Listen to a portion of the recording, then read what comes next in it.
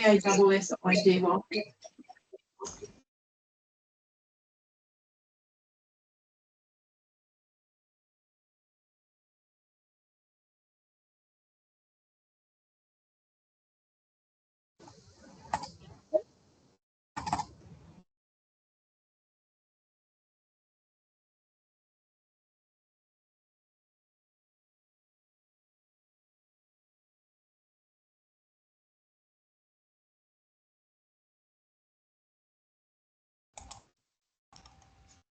Okay.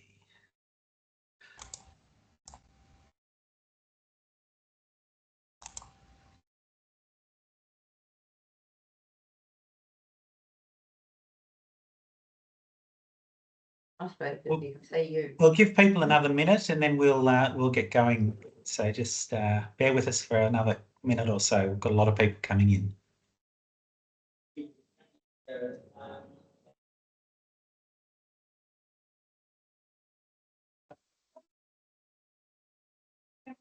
Turn the mic off.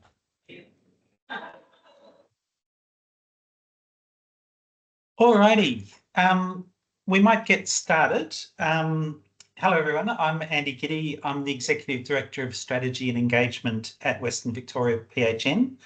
It's fantastic to see so many people and so many people still coming in the door as we start. And I'm just noting for everybody that we're going to be recording this session so other people can see it in the future.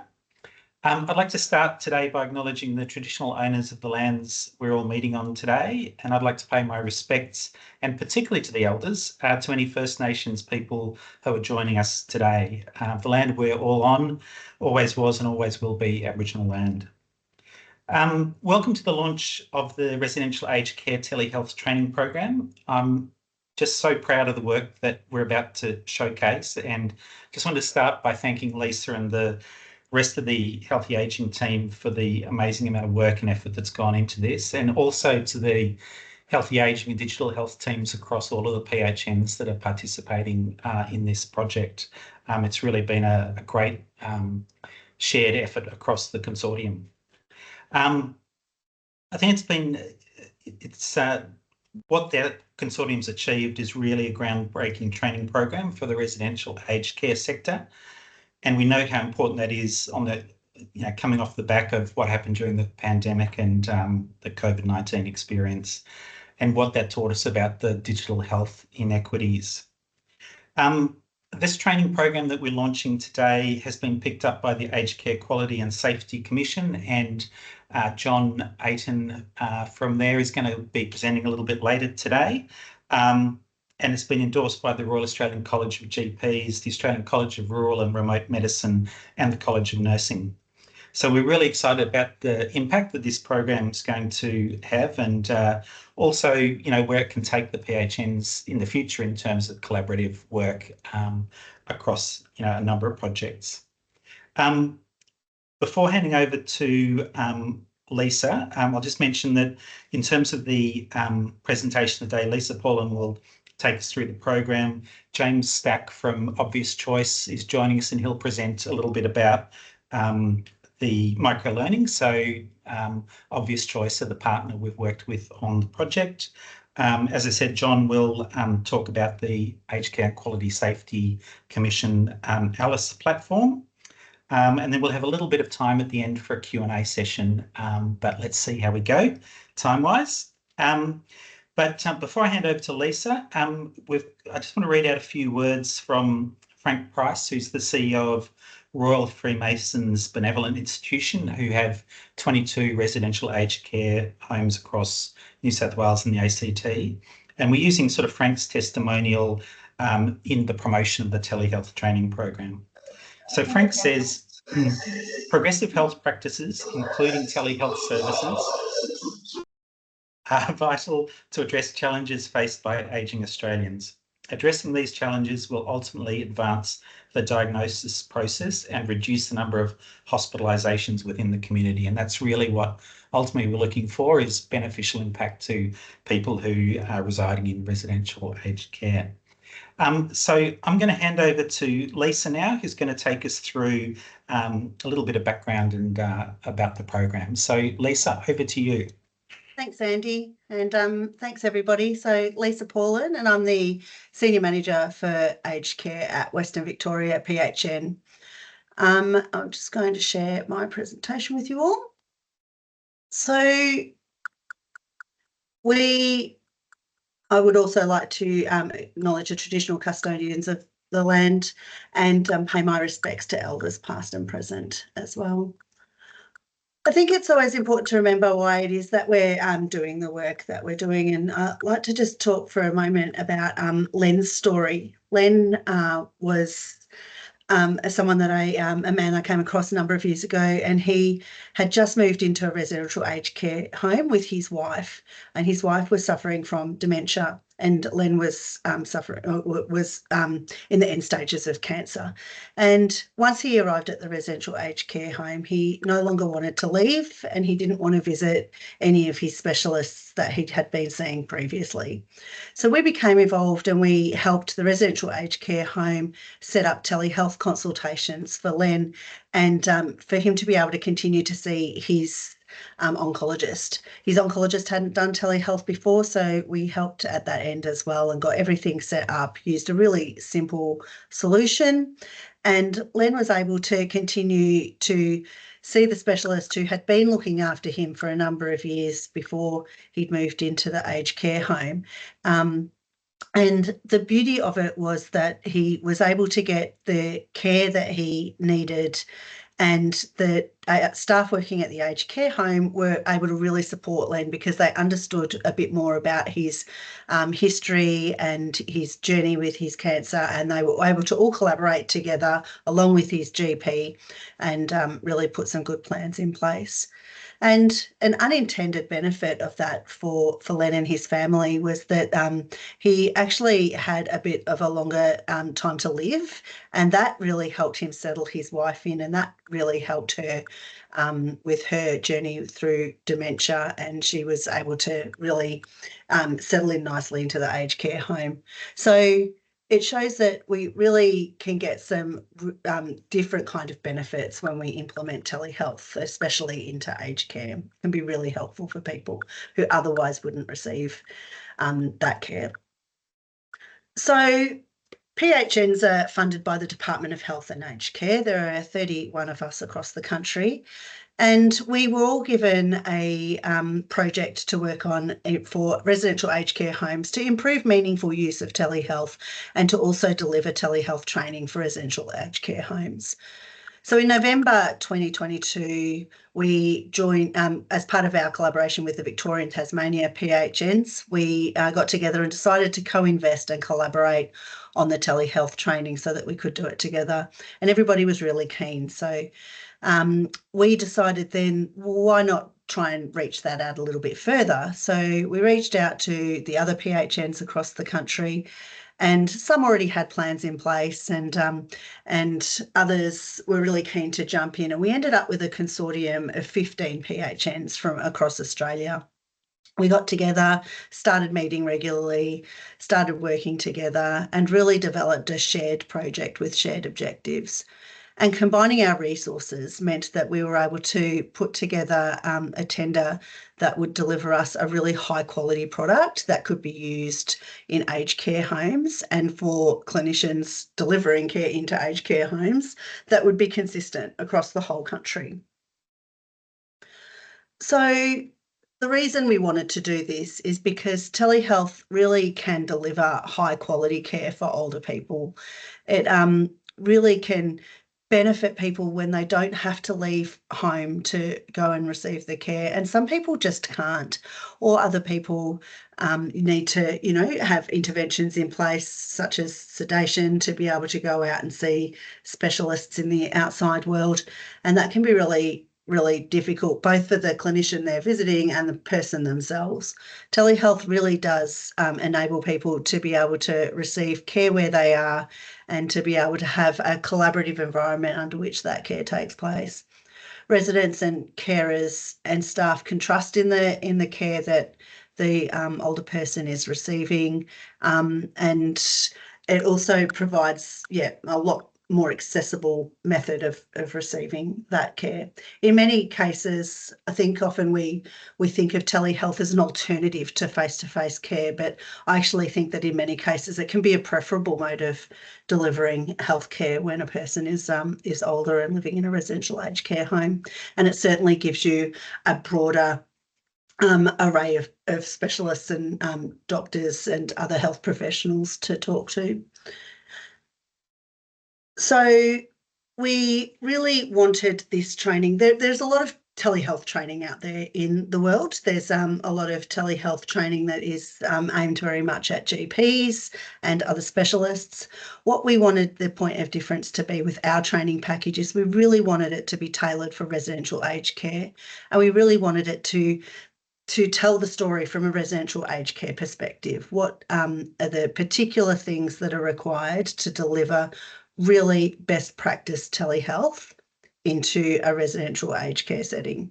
So that was where we started. We really ensured that the needs and the wellbeing of residents was at the heart of the training. And we really wanted to respect the needs of the aged care workforce in being able to provide that telehealth care to their residents. We know that the aged care workforce is, like the whole health workforce, is under a lot of pressure. No one has a lot of time. So we knew that we wanted to develop micro-learning modules so that people could pick up and put down the training, that they could come back to it when they needed to, that they could access it in small bites rather than having to go through a long-winded training program. And so that was really what drove us to develop the specifications for the tender that we put out. And in doing so, we went out to tender to commission a developer to put together the program for us. We also wanted that program to be evaluated, so that was incorporated as well. And we also wanted to make sure that we were able to design something that was going to be accessible for both residential aged care homes and also for people, clinicians at the other end, providing a service in. And the successful supplier that won that tender was Obvious Choice. So Obvious Choice have been great to work with. They're very experienced, not just in putting together education and learning, but also very strong background in health and in aged care in particular. So at this point, I would like to just pass over to James Stack, who's the Managing Director of Obvious Choice, and he's just going to explain a little bit about why microlearning. So over to you, James. Thanks very much, Lisa. It's our pleasure to be here with the consortium of PHNs today and the Aged Care Quality and Safety Commission to help launch this national telehealth training program. When we saw the tender, it ticked a lot of boxes for us because it was very mindful of the pressures that the aged care industry faces in terms of delivering training and the impasse that long-winded e-learning modules can sometimes put on the sector. So I'm going to share some numbers because these are really insightful numbers. And I want to express my thanks to Beth Pridmore from Curtin University for sharing these numbers with me as part of another telehealth microlearning project that we ran for nurses and allied health professionals. What do the numbers mean? So 80% of us like to learn from our peers and from leaders. 70% of us are online about 27 times a day. So we are connected a lot of the time. When we think about the pressures facing aged care providers to deliver training, we actually only have, according to research by Josh Burson when he worked at Deloitte, we only have about 24 minutes a week for professional development. So we need learning that fits into those cracks in the workday. We also have to think about personalization when we deliver learning. We've got about 10 seconds to capture someone's attention with a digital learning experience. And so the idea of delivering short, sharp bites, 4 to 6 minutes, like these microlearning modules that we're going to talk about today, is ideal for an aged care workforce. It fits into the cracks in the workday. Why is it such a good fit? for aged care, and what were the design principles that informed the National Telehealth Training Programme that we co-designed with the consortia of PHNs? Well, we thought about our workforce and the learning experience that we needed to deliver to them so it creates that value. The 4 principles that informed the design process was about providing flexibility, providing an experience that also adapted depending on my level of confidence and knowledge in each of the telehealth topics that are part of this national training program. It was also really important that we look to build confidence and, most importantly, provide recognition to people who participate in the training program. Let's unpack each of those principles now. So how do we provide flexibility with this national telehealth training program? Microlearning is short, sharp, focused bursts of continuous professional development.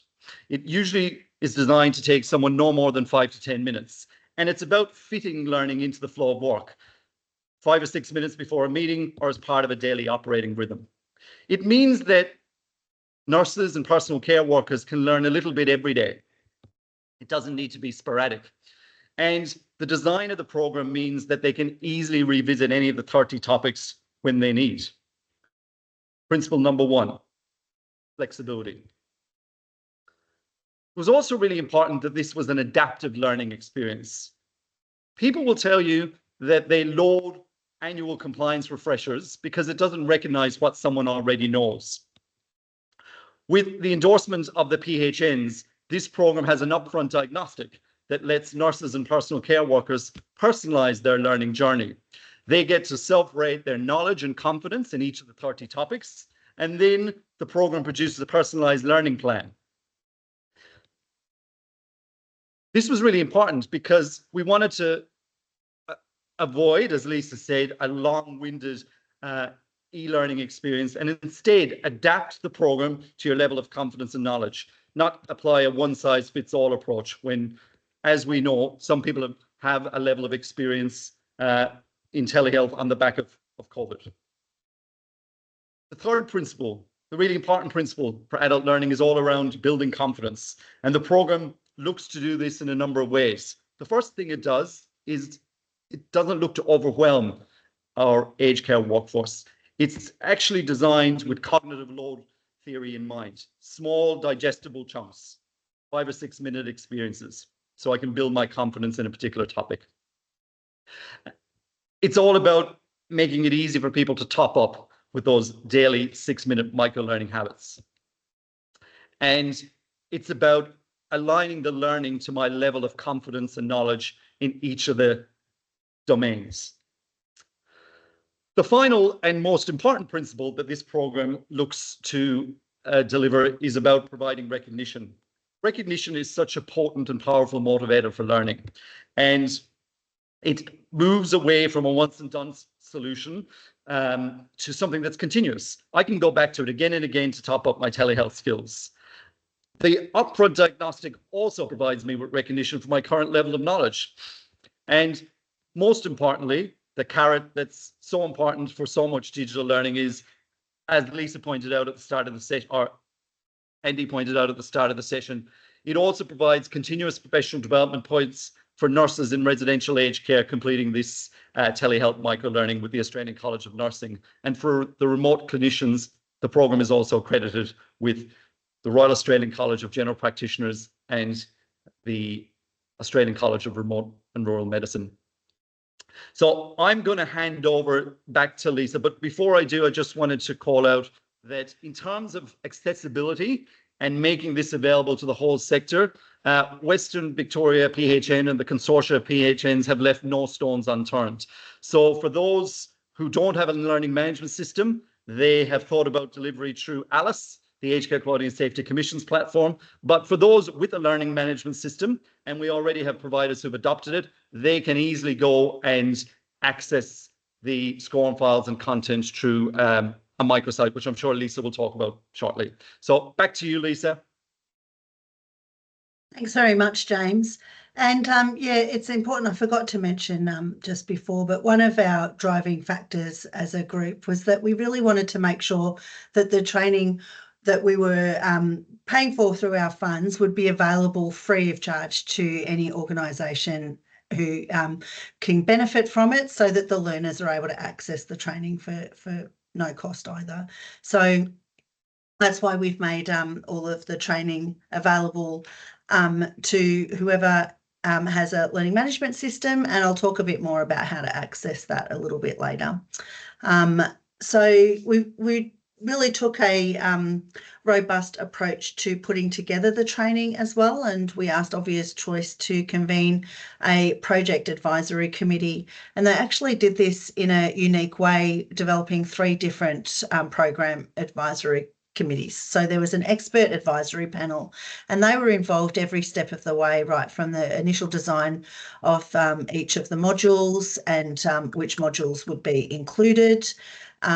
We had a separate accreditation advisory panel, and then a separate, again, user testing group to make sure that it all worked really fluidly. And at each point during that journey, we were able to go back and make changes and make improvements. The expert advisory panel included many clinicians and residential aged care home representatives as well. And so that provided a lot of insight. One thing we didn't want to do was to provide clinical training. So this training isn't providing a clinical training module. It's instead providing telehealth delivery training. So one example of that is with wound management, for instance. The training doesn't tell people how to manage a wound. It tells people how to use telehealth to assist them when managing a wound in a resident. So that's the approach that we've taken with each of the modules, and I'll go through what they all are in a little while. As Andy mentioned before, we've got continuing professional development points from the Royal Australian College of General Practitioners, the Australian College of Rural and Remote Medicine, and the Australian College of Nursing. So the training is developed into streams. There are 2 learning streams with 30 modules in each stream. So one stream is aimed at people who are working in a residential aged care home, and the other stream is aimed at people who are delivering clinical services via telehealth back into the residential aged care home. So specialists, GPs, allied health providers and others. So each stream covers all aspects of telehealth, including how to set it up, how to manage the governance and usage of it, and different applications that could be really common. The training is also split up into different themes. So inside each stream, a series of e-learning themes, and that includes general, infrastructure, logistics and support, best practice, models of care, and troubleshooting. And in each of those modules, in the modules themselves, they each go for about 6 minutes. They start off with a title screen, and then it moves to an interactive video that shows a bit of an example of perhaps poor practice and then best practice. It provides practical tips. There are a number of tiles that people can click on one at a time to learn more about each element of the training in each module. All of the modules have closed captions. They're all using plain language, and they all have transcripts attached. So it's very accessible for people. And then each module also includes a checklist. So the checklist can be used in a number of different ways. It can either be used to check your learning and to make sure that you've got everything you need to be able to do telehealth and whatever you've learned in that module. It can also be used by residential aged care homes to check that the person who's conducting the training has ticked off on each of the elements of the training. And then there is a range of supplementary resources as well. So there are a variety of resources that we've put together for each module. Wherever possible, we've used Australian-based resources. What we did discover when putting this training together is that there is quite a bit of a gap in some resources that we would like to see, and we're hoping that a future program for us would be to fill some of those gaps where we've had to rely on international resources to be adapted for an Australian context. but all of them have been checked and they are all very appropriate for the learning that we're delivering. The training modules can be used in very different ways as well. So they can be put together by an aged care home can put together a bespoke program for their learners, for instance, and they may only need their staff to complete certain types of topics, or you might have different types of staff members completing different types of topics. So your nurses might complete a different set of modules compared with perhaps your personal care workers. And another great addition to the training is that each of the two streams has a self-diagnostic module as well. So that's an optional module that can be attached to the start. And that enables learners to go through and work out where the gaps in their knowledge are and then develop their own bespoke program if they like, so that they're only completing the modules that are relevant for them. And then, of course, the third option is that organisations require the learners to go through the entire module in its all of the modules in their entirety.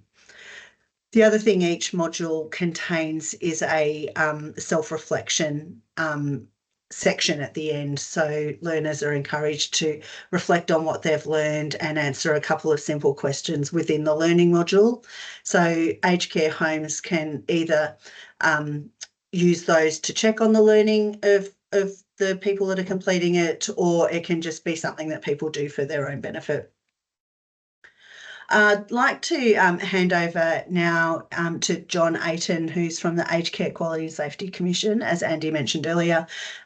We've been absolutely thrilled to be able to work with John and his team and the Alice platform to be able to provide these modules so that all people who are working in aged care will be able to access them. So I'm going to hand over to you, John, if you're ready. And you're muted if you were talking. I should be used to that by now. It's been about 5 years we've been doing There's this. always one. Thanks so much, Lisa. We're also really happy to be here today to launch the Telehealth program. I've personally been through every single module in this program, and I can say I'm really excited for the way it's going to help the aged care sector in this space. For those of you who don't know much about the Commission, I work in an area called the Sector Education Team. We look after platforms and projects. We have the Alice platform, which is an online learning management system. We do digital tools, projects and partnerships like the one that we're talking about today. And today I wanted to really briefly talk to you about what the Alice platform is, what other things you can find apart from telehealth on our platform, and touch very briefly on how you can incorporate the programs that are on Alice, like telehealth, into your wider training programs.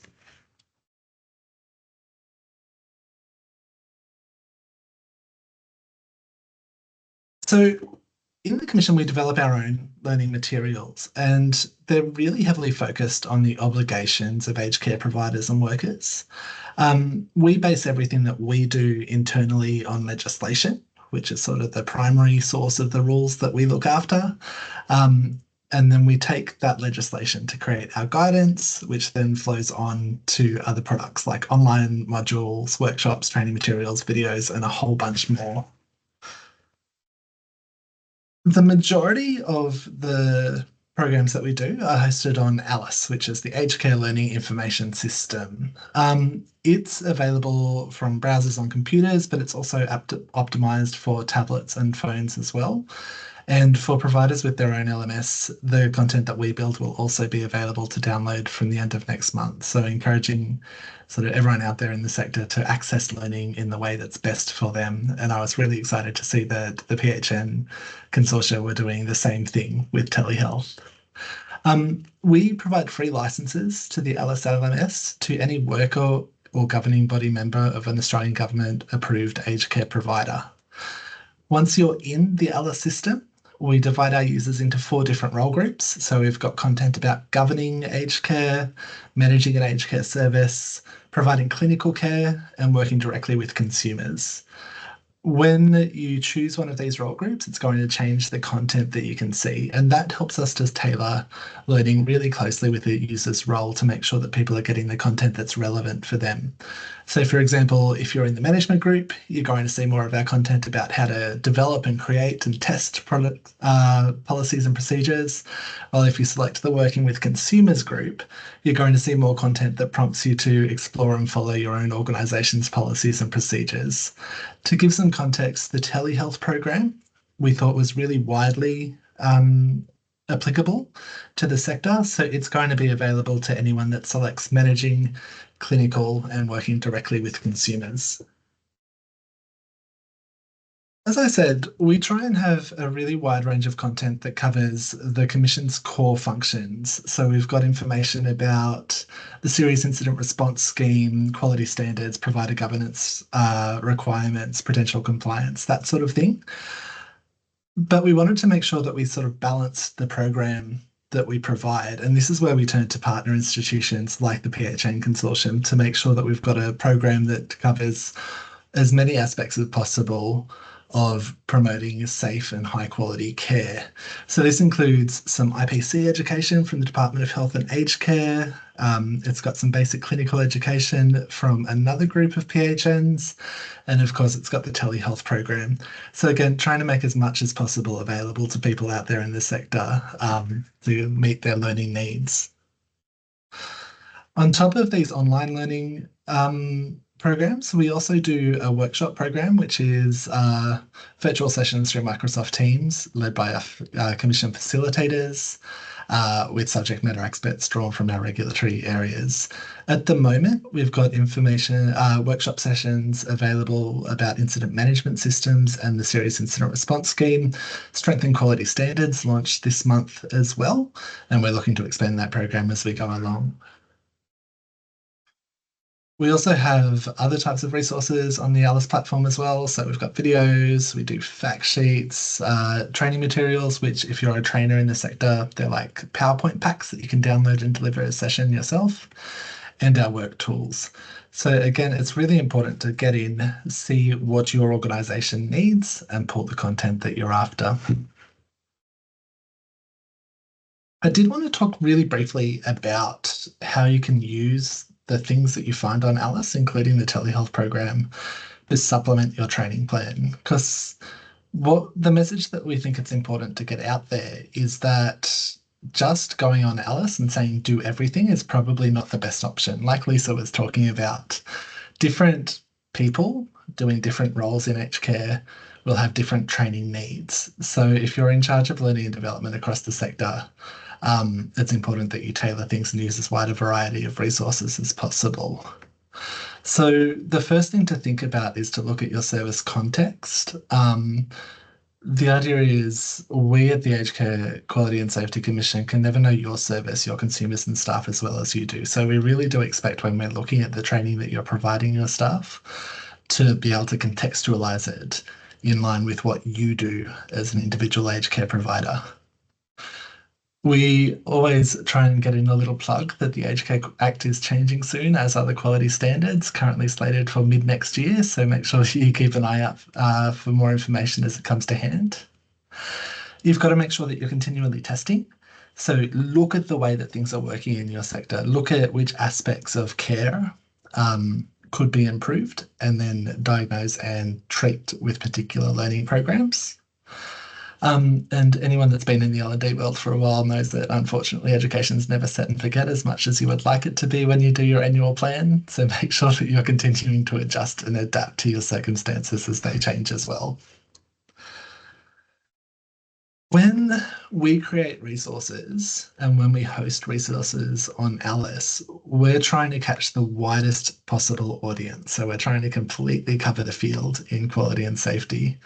This helps what we do to be useful to as many learners as possible, but it's probably not going to be sufficient at the service or provider level.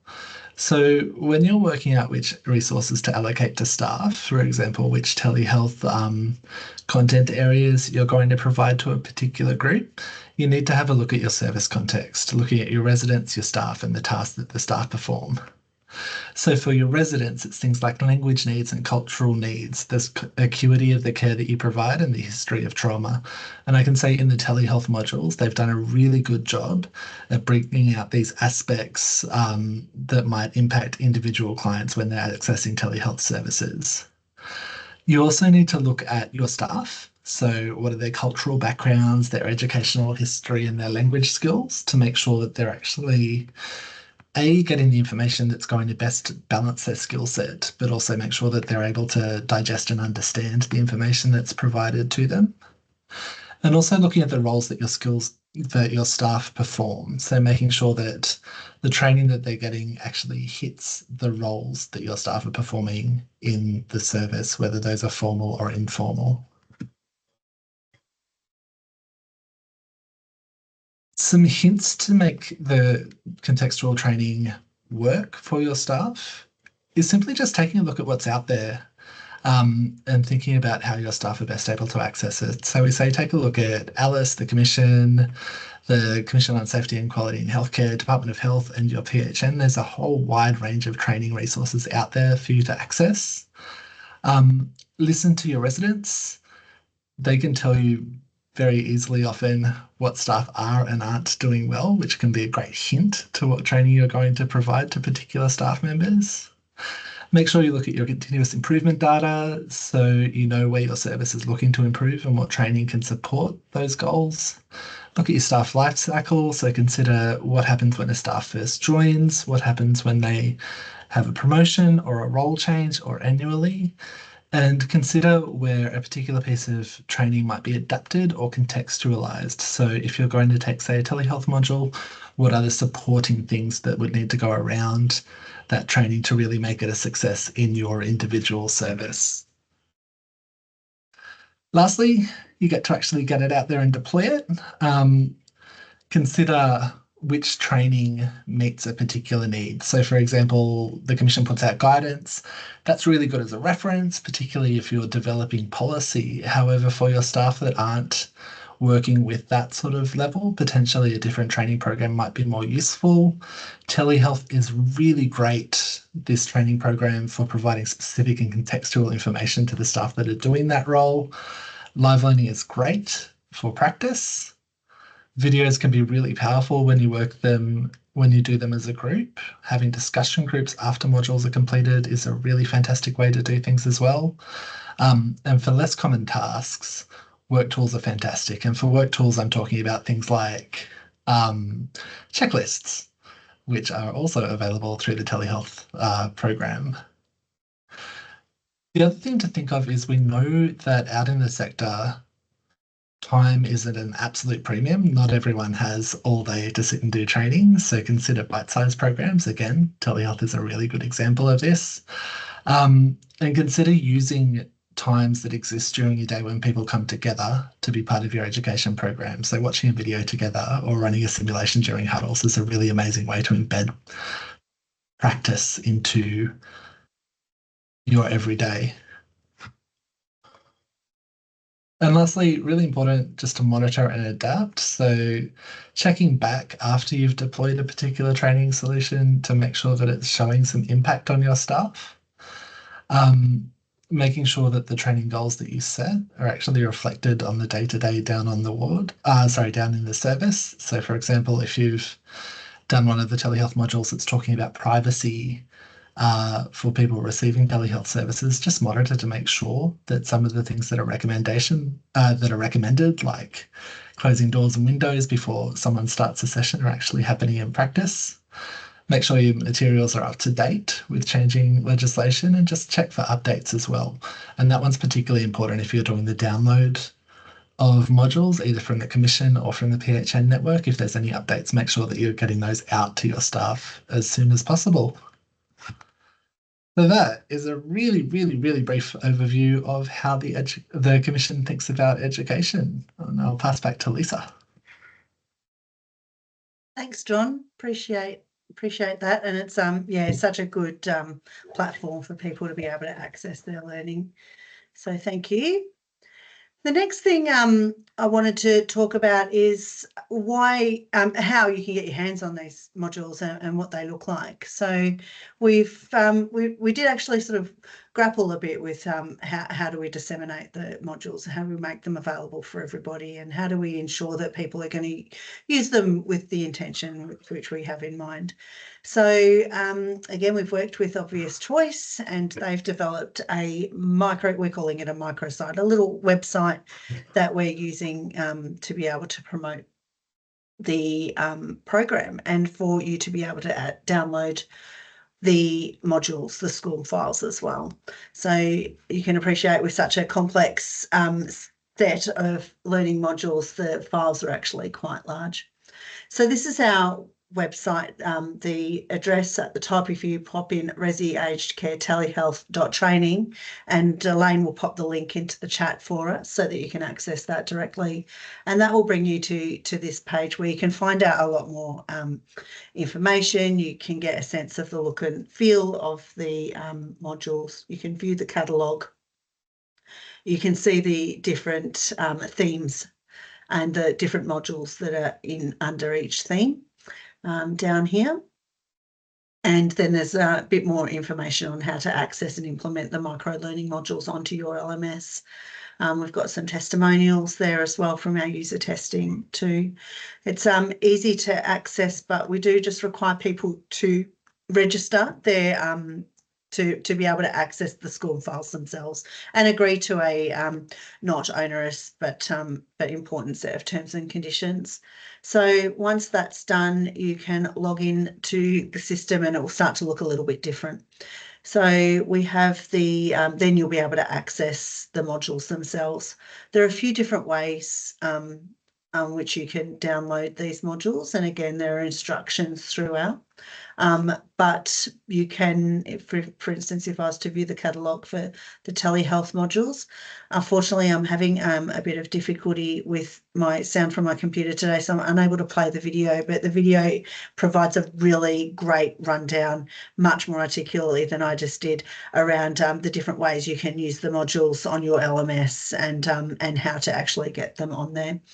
We have them so that you can either click with one download all of the school packages in a single zip file, or you can do them group by group. So you can download a single file, a single module if that's what you want, or you can do them into little groups as well. So it's really flexible.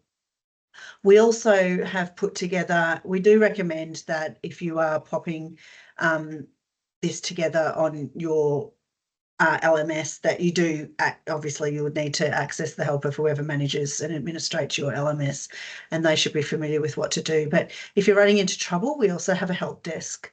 So the help desk is available between 9 and 5. It'll be available for a few months. And so anyone who is running into any difficulty can access that and someone will get back to you really quickly.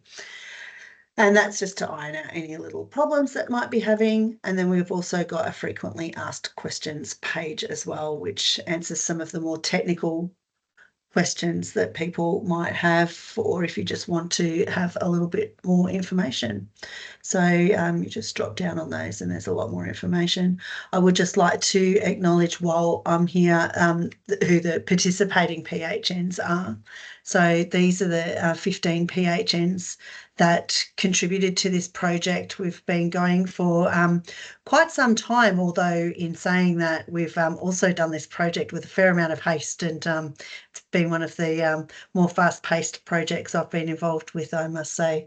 And that's a testament to everybody on board being so enthusiastic and so driven to get this done so quickly. So it really has been a group effort and we really appreciate everybody's input. Something we decided very early on, though, that was even though we have 15 PHNs participating in this program, we didn't want to limit it to the geographical boundaries of the 15 PHNs. So one of the first things we decided as a group that we would make this training available across the country, regardless of whether your PHN participated or not. So I think that's great example of us being able to work together and provide something to the whole sector. So it doesn't matter where you're located or if your PHN isn't in this list, anyone who needs to access the training will be able to access that. So we have gone through this all fairly quickly, and so I'm going to stop sharing now, but please feel free to reach out if you've got any questions after you do have a look at that website. But I did want to just open the floor now to anybody who might have any questions at the moment. I'm not sure if there was anything in the chat, Elaine. There hasn't really been anything. I probably should have suggested that you could ask questions as we go, but if you have any questions now for either me or for James or for John, then now is the time, and just raise your hand and we'll get to them. And if there aren't any questions, then I've obviously done an excellent job of explaining it all, and it all makes a lot of sense. Andy? Thanks, Lisa. Great job. Just wondering, for those who couldn't join today, the recording of this session, how will they be able to access? Yeah, so we'll make the recording available to everybody who registered for the session today. So we've got all of those details, so we'll be able to send that out. So whether you're here or not, if you registered, you'll be able to receive a copy of the recording. We'll also make a copy of the recording available through our PHN channels, so people will be able to access that as well. James has asked a question in the chat. Can we have a thumbs up for who's ready to adopt the telehealth training program for their service? Is there Andy's all over it? Is there anybody who's able to say they're ready to go at this early stage? It has only been available for 3 weeks, so it is really very new. There's a couple of thumbs up, so that's exciting. Excellent. How long does it take to review the applications to the LMS? Look, to be honest, we're not a huge conglomerate, and it's Elaine and I that are doing it, and we're doing them daily. So, yeah, if you pop it in, then it's probably going to be approved that day. If something went awry, it might be the next day, but we're getting to it fairly quickly. Curious which resources weren't available in Australia. Oh, just little things here and there, like it might have been an example of a particular condition and how that's managed using telehealth, for example. We have made a note, though, in our resource list of any resources that aren't from Australia, so it's very clear. But the resources are actually split up into 2 sections. So we've got resources that are sort of guides or how-to practical resources, templates, that kind of thing.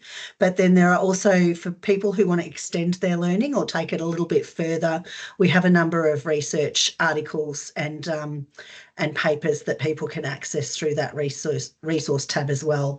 And that's where we find things that come more from overseas than perhaps that are Australian based. So a couple more questions, Lisa, in the chat.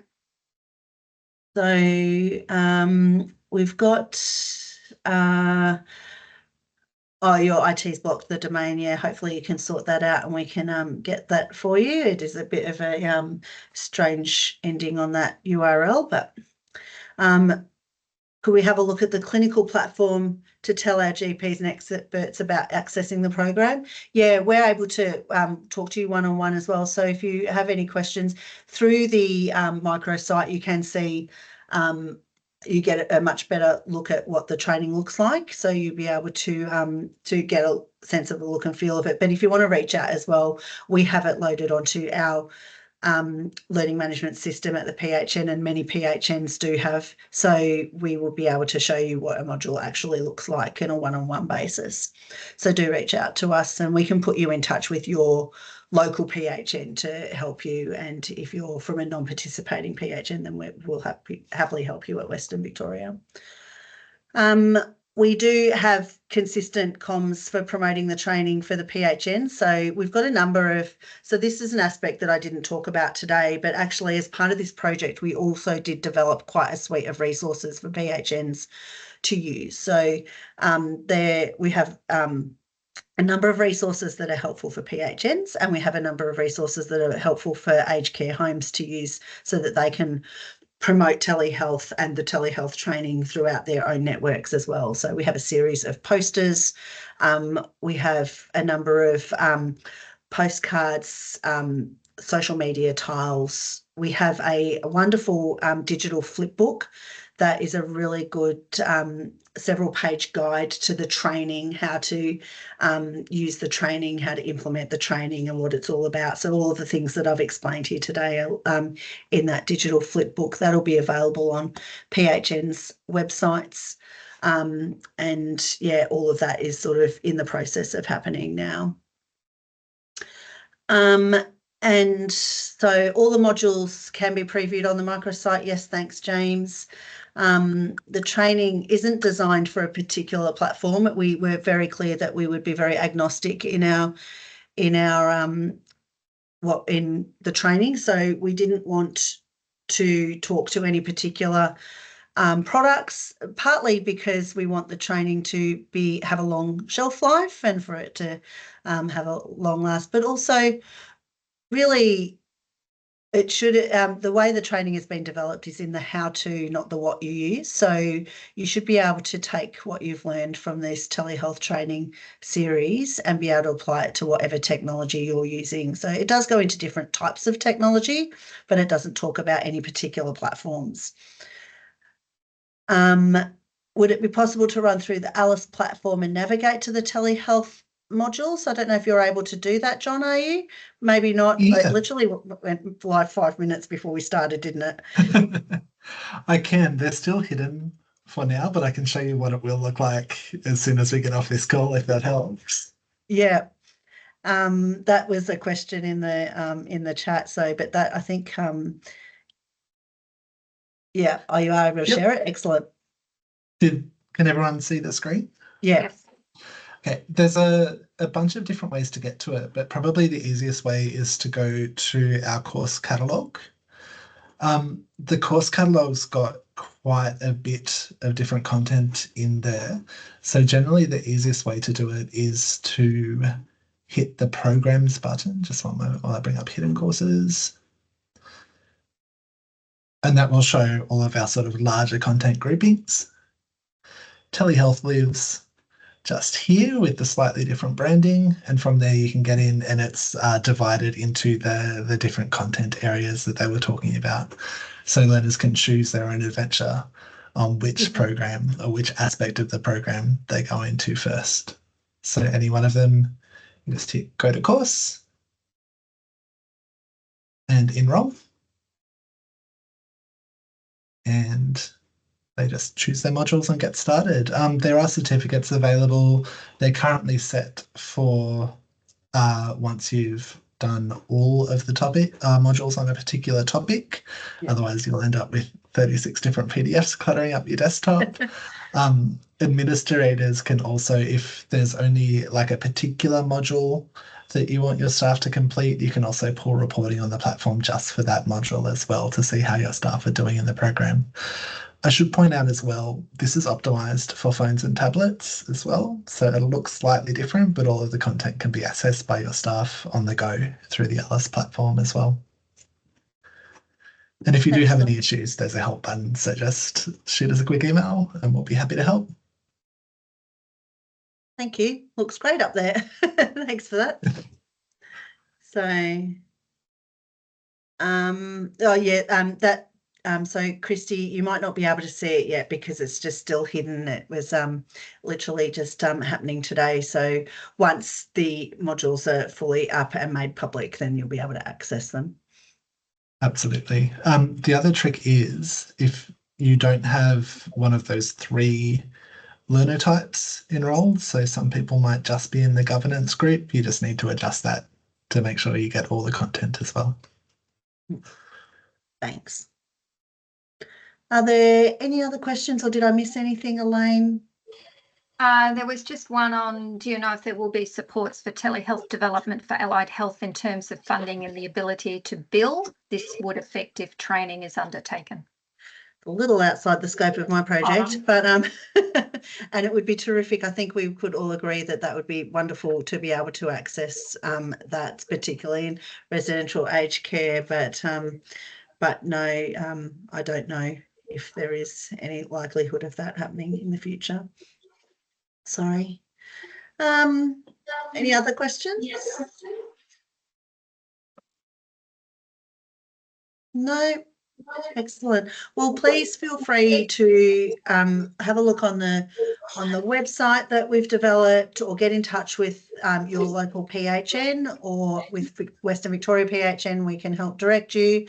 We're more than happy to answer any questions and to support people through providing this training for their learners in their organisations. Thank you. Right, excellent. We'll leave it there. Thanks very much, everyone.